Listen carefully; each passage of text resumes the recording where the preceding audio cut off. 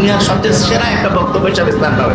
সেরা একটি বক্তব্য, একবার শুনলে জীবন বদলে যেতে পারে। বক্তব্যটি কেউ মিস করবেন না। আমি সারা জীবনে যতগুলো বক্তব্য শুনেছি believe me, খুব ইম্পর্টেন্ট।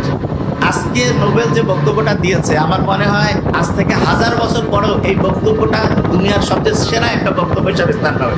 জীবনে সফল হতে গেলে তিনটা ব্যাপার মাথায় রাখবেন, এটা বলে বিশ্বাস করবেন। তিনটা ব্যাপার, ইনশাআল্লাহ আপনি যে স্টেজের স্টুডেন্ট হন, আপনি যা চিন্তা করছেন সফল